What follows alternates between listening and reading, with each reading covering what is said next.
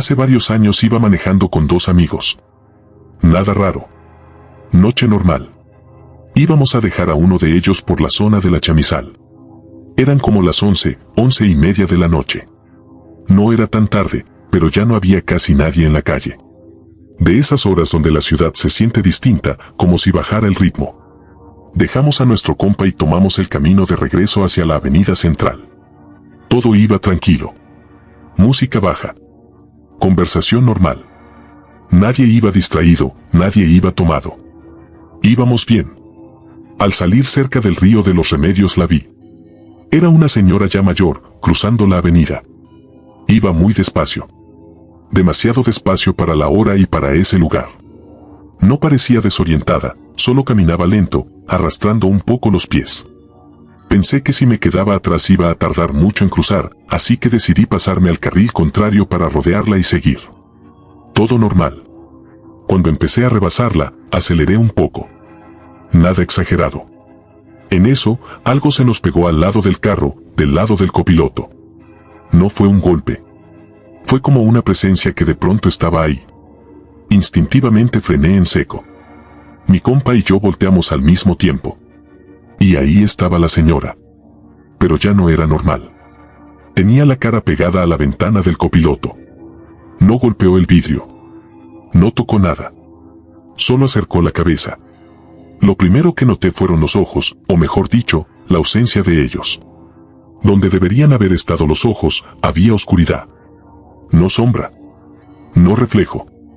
Oscuridad pura, como huecos que no devolvían nada. No parpadeaba. No hacía gestos. Solo estaba ahí.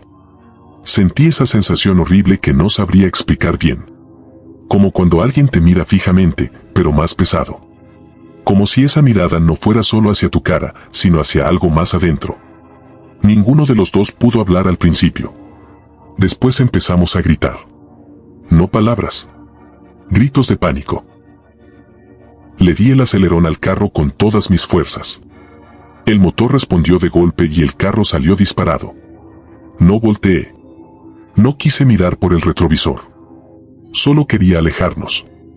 Pero por instinto, a los pocos metros, volteé de reojo. La señora estaba otra vez del lado donde había empezado a cruzar la avenida. Exactamente ahí. Como si nunca se hubiera movido. Caminando lento. Normal. Como si nada hubiera pasado. No había forma. No había tiempo material para que hubiera regresado ahí. No corrió. No caminó rápido. Simplemente estaba de vuelta en el mismo punto. Seguimos manejando en silencio. No pusimos música. No hablamos. El ruido del motor sonaba más fuerte de lo normal. Cada semáforo nos parecía eterno. Sentía el cuerpo tenso, las manos sudadas en el volante. Después de un rato, uno de nosotros dijo lo que los dos estábamos pensando. Eso no fue normal. No volvimos a pasar por ahí de noche durante mucho tiempo. Hasta hoy no sé qué fue. No me gusta decir que fue un fantasma. No me gusta exagerar. Pero tampoco puedo explicarlo como una persona normal. Nadie se mueve así.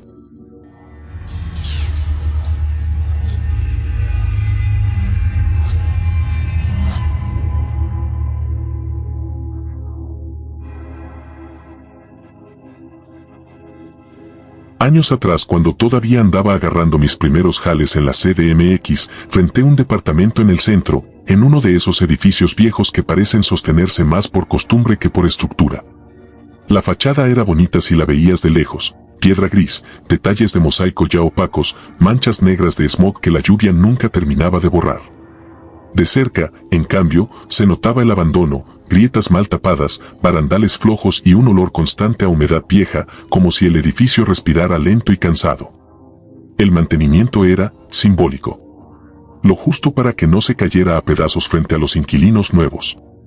En la escalera central, de un material que alguna vez fue brillante, tal vez mármol, tal vez solo una imitación, todavía se alcanzaban a ver manchas oscuras en los rincones. Los vecinos más rucos decían que ahí había habido un incendio décadas atrás. Nadie entraba en detalles. Era una de esas historias que se cuentan sin ganas, como si removerla trajera mala suerte. El departamento estaba en el cuarto piso. 3 cuartos, sala, cocina, comedor, todo junto y un balconcito ridículo donde apenas cabía una persona de pie. Aún así, era perfecto para salir a fumar de noche, viendo las luces sucias del centro y escuchando el murmullo constante de la ciudad que nunca se calla. Uno de los cuartos daba hacia la calle, los otros 2 miraban al interior del edificio, a un patio central tipo vecindad donde la gente tendía la ropa y a veces dejaba pasar el día sentada, mirando al vacío. El piso era de madera vieja, irregular, con tablas levantadas en algunas zonas. Caminabas y crujía, no de forma uniforme, sino como si el departamento respondiera distinto dependiendo de dónde pisaras. Al principio no le di importancia. En la ciudad aprendes rápido a normalizar ruidos que no entiendes. Éramos 3 roomies. El más joven casi no figuraba. Llegaba, se encerraba en su cuarto, fumaba sus cosas y desaparecía días enteros. A los 4 meses se fue, terminó la escuela y regresó a su rancho. Ni su nombre recuerdo. Así de poco existía. Carlos era el otro. 2 años mayor que yo, de Manzanillo, fotógrafo, buen pedo, de esos belles con los que puedes reírte hasta de lo más jodido.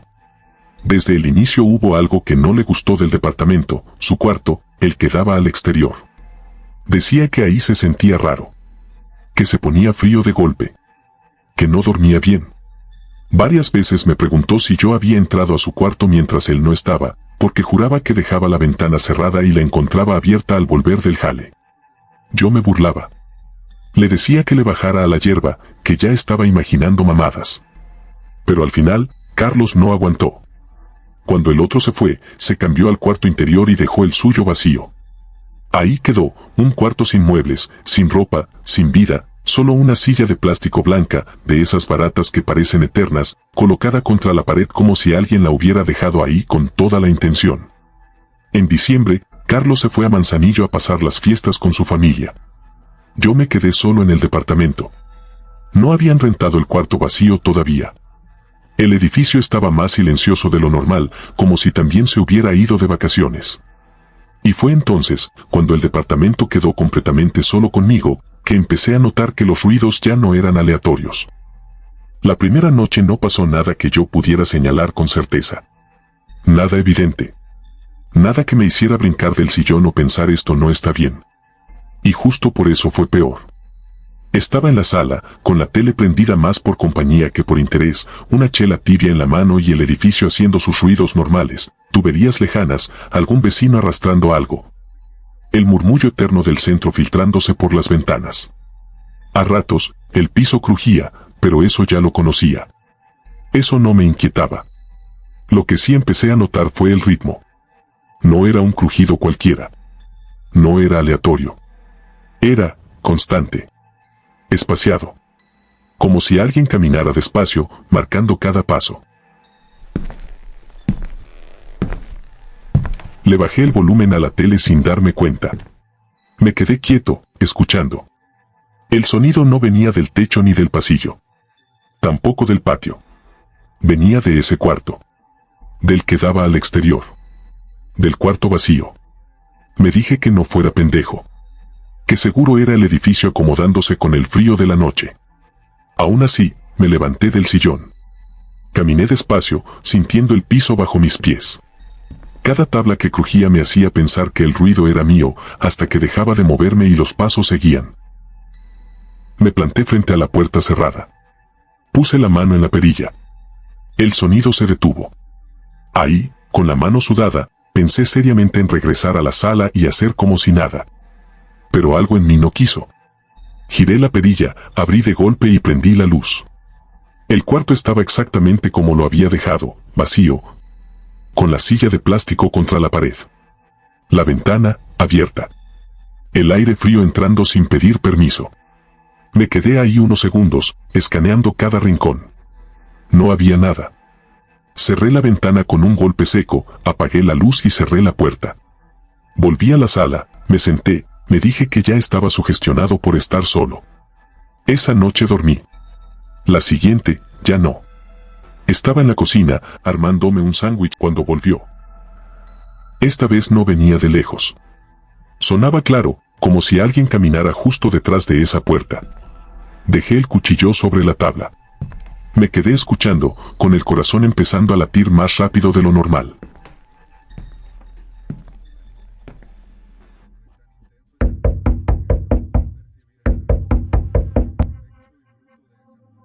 No abrí de inmediato.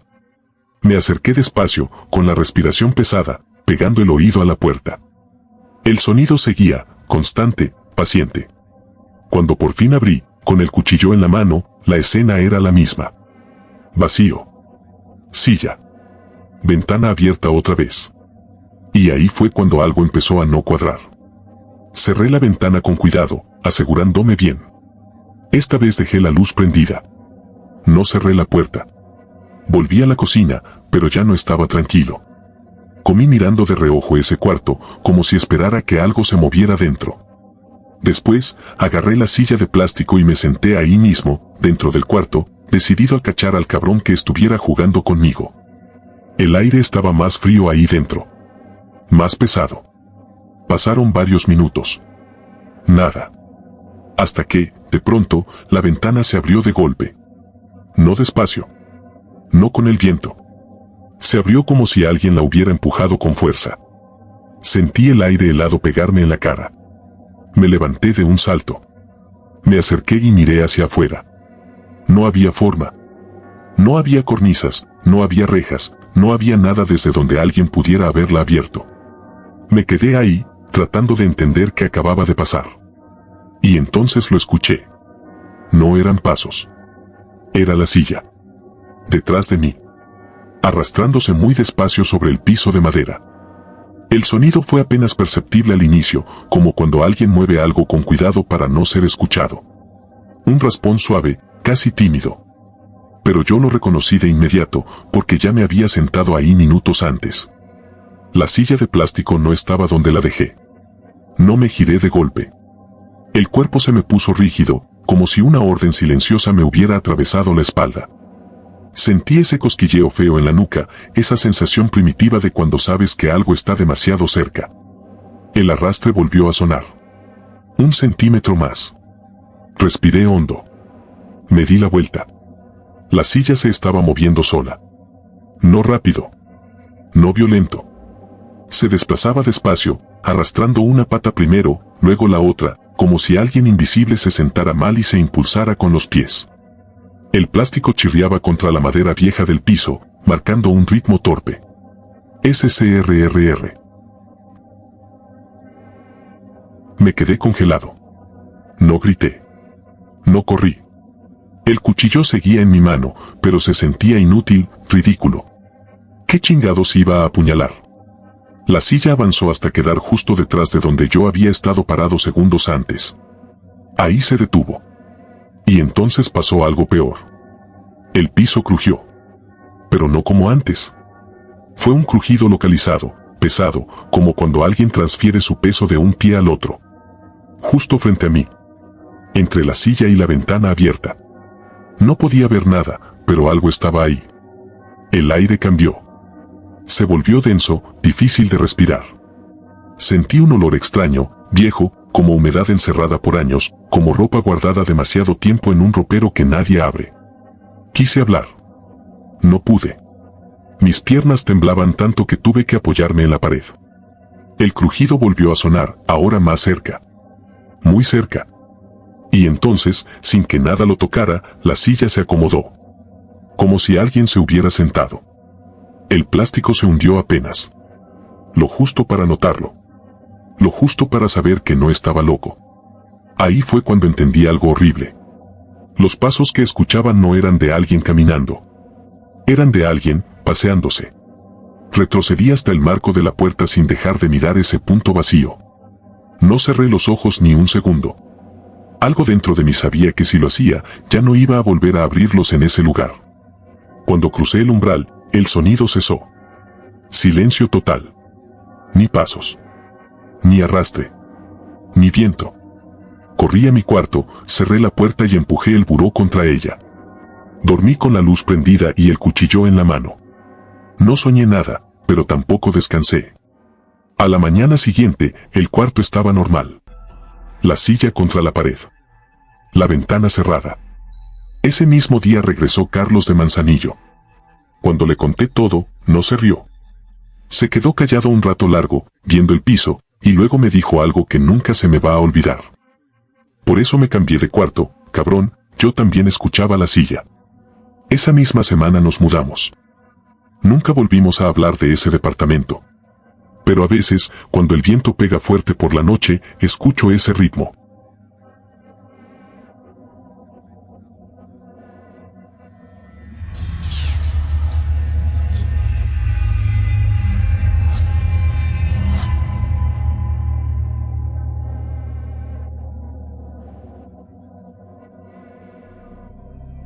Íbamos en carretera rumbo al pueblo de la familia, al norte del país. Era uno de esos viajes largos que empiezan con pláticas normales y terminan en silencio. Ya era tardísimo, de madrugada, y la carretera se metía en una zona de cumbres, pura montaña, curvas cerradas, neblina espesa que parecía tragarse los faros del coche. Hacía un frío de la verga. De ese que se siente incluso dentro del carro, aunque traigas el calefactor prendido. La neblina bajaba y subía como si respirara, y apenas se alcanzaban a ver los reflejantes de la carretera unos metros más adelante. Nadie hablaba. Solo se escuchaba el motor y el golpeteo constante de las llantas contra el asfalto húmedo. En una de esas curvas, mi mamá bajó un poco la velocidad. «Pobre viejito», dijo de pronto, con un tono sincero, casi triste. «Ha de estar sufriendo ahí». Mi papá no respondió, pero yo volteé por inercia. Mi hermana también. Y ahí lo vimos. Un señor sentado al borde de la carretera, justo donde la montaña cae hacia un pequeño barranco. Tenía un sombrero, de esos antiguos, de ala ancha. Estaba encorvado, quieto, como esperando algo. No hacía señas. No pedía ayuda. Solo estaba ahí, sentado, inmóvil, con la cabeza ligeramente inclinada hacia el suelo. Lo raro no fue verlo. Porque no parecía una persona normal. No transmitía necesidad, ni prisa, ni cansancio. Transmitía permanencia. Como si llevara ahí mucho tiempo. La neblina lo rodeaba, pero no lo cubría del todo. Era como si el vapor evitara tocarlo directamente. Yo fruncí el ceño y le dije a mi hermana en voz baja. «¿Lo ves, verdad?» Ella asintió, sin dejar de mirar. El carro avanzó apenas unos metros más. Y entonces pasó. Volvimos a mirar. No había nadie. Ni rastro del señor. Ni sombra. Ni silueta. Ni movimiento. Nada. Mi mamá se quedó callada. Mi papá apretó el volante. «¿Dónde está?», preguntó mi hermana, con la voz chiquita. Mi papá respondió, serio, sin mirarnos. «Yo también lo vi». Mi mamá respiró hondo. «Yo igual», dijo. «Estaba ahí. No estoy loca». Nadie quiso decir lo que todos estábamos pensando. Seguimos avanzando, pero el ambiente dentro del coche cambió. El silencio ya no era tranquilo, era tenso. Nadie prendió la radio. Nadie bromeó. Nadie volvió a mirar hacia los lados. Yo miré por el retrovisor. La neblina se cerró por completo, como si la carretera detrás de nosotros ya no existiera. Nunca frenamos. Nunca dimos la vuelta. Nunca regresamos a buscarlo. Algo, muy dentro, nos decía que no debíamos hacerlo. Llegamos al pueblo horas después, con el amanecer apenas asomándose. Nadie volvió a mencionar al señor hasta años más tarde. Una noche, ya más grande, le pregunté a mi mamá si se acordaba de eso. Se quedó pensativa y me dijo. Sí, y no era la primera vez que pasaba algo así en esa carretera. Dicen que en esas cumbres se aparece gente que no está perdida, sino que se quedó ahí. Gente que murió de frío, de cansancio, de soledad.